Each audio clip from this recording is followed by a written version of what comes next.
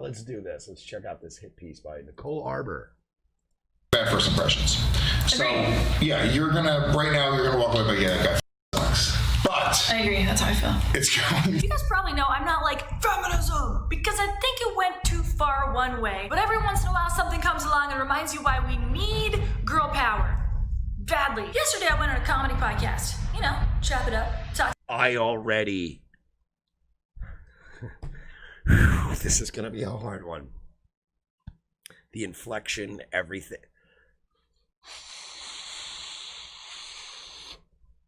I hate this already. I hate this already. I'm gonna guys, I'm gonna try to get through this without yelling.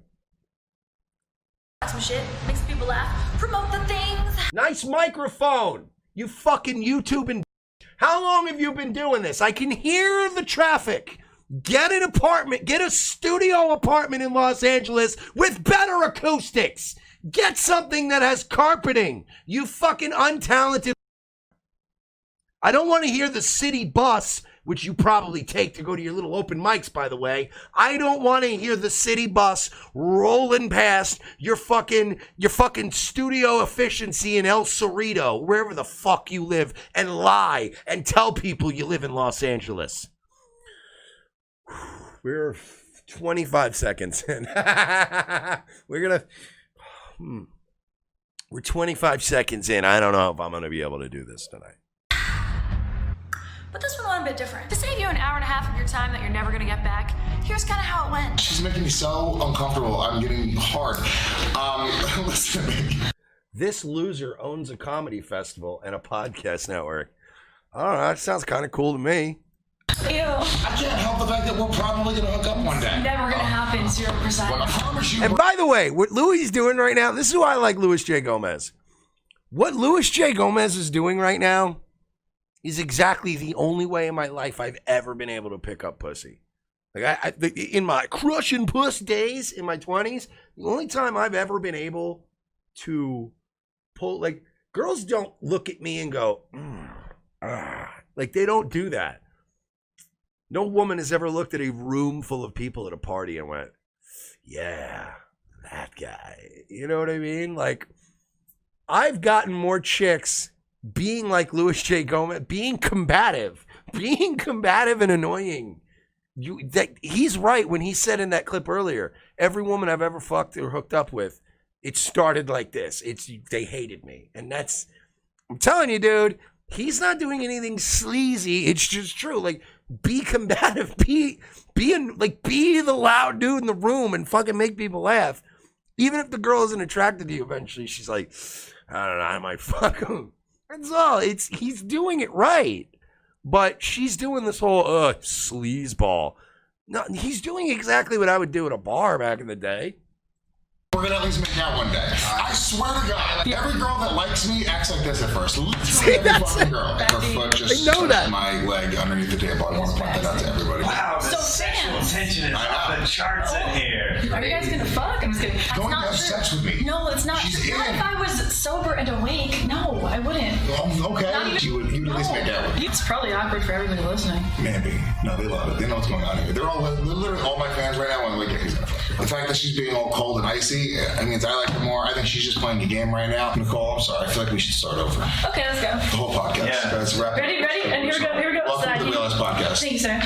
You see the way that felt? We did have a little magic there. Admit that just now you felt a little bit, at least turned on by the way that my hand felt. And by the way, he's also, if you're not picking up on it, he's doing, thank you, Shlomo, Pepe Le Pew. I was just about to say Pepe Le Pew. He's doing a bit. This is a comedy show, right? He wants her to be rejecting him, and he's like, that's a funny bit. Like, if you have a chick on and you're just striking out with her and you're not giving up, it's a Pepe Le Pew thing. It's fun to watch. She's not playing along with the bit. It felt like I'm gonna watch it immediately after. I'm embarrassed for you. Women in comedy have been consistently taught that there's some kind of barrier to entry, and that's being disrespected, talk shit shit to, and fucking your way in. There's no way we get in there by. No. Let's get something straight, you fucking. Being disrespected and being attacked and trampled on, that has nothing to do with women, okay? If you want to get into the world of comedy, you're going to be disrespected. You're going to be mocked. You're going to be mercilessly shit on, whether you're a male or a female. That's all comics do. All comedians do is shit on each other. Even when they like each other, they shit on each other. It's what they do. Like,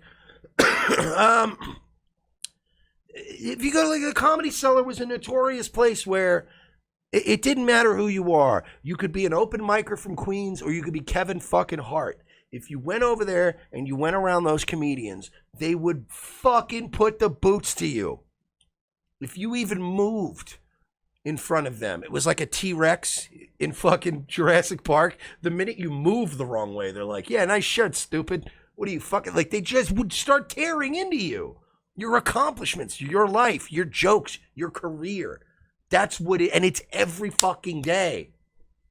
Like, if you're a fat comedian and you're ordering extra food, they're gonna rip you apart. If you're, you know what I mean? Like, there's always, if you're a comedian and you strike out with women a lot, they're gonna brutalize you for that.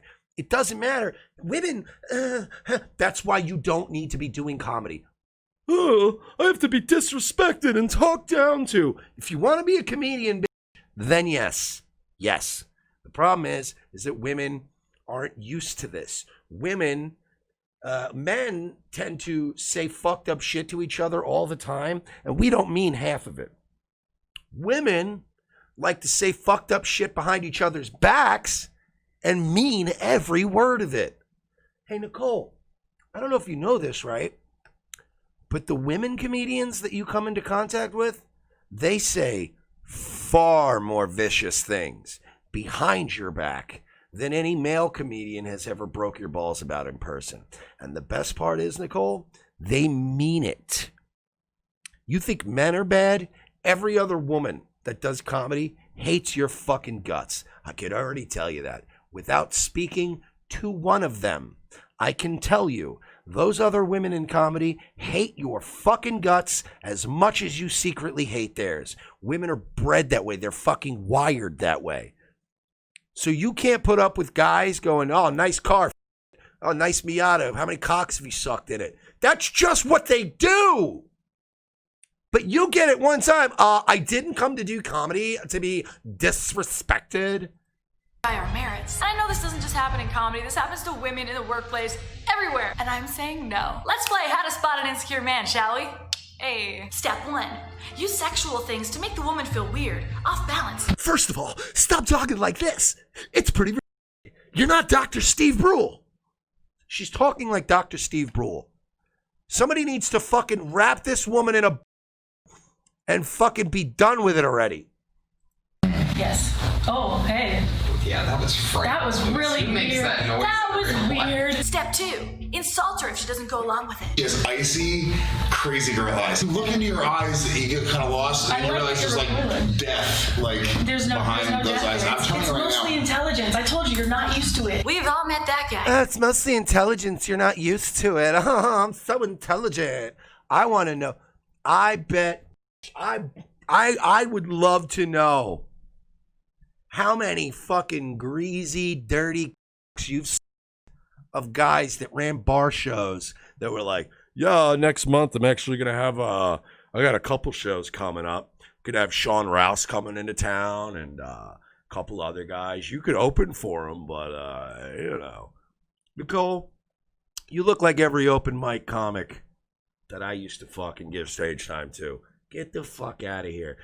By the way, Nicole, how long you been around? Because Me Too started, what, 1-2 years ago? Let me look up Nicole Arbour real quick. Because all these women are rebelling against a system that they had to take part in. Oh, you were born in 85, you old. You've definitely sucked some. Oh, you've been around since 85. CMT, Country Music Television's hottest she's been on. How We Do It. Winnipeg Comedy. You fucking definitely rubbed a to get on that Winnipeg Comedy Festival. So I can't say definitely. In my opinion, you did. Let's look at what this empowered woman has done. She's been in film. She was in a movie called The Rocker. A movie that had Rainn Wilson in it. Oh, I don't even remember this. This looks terrible.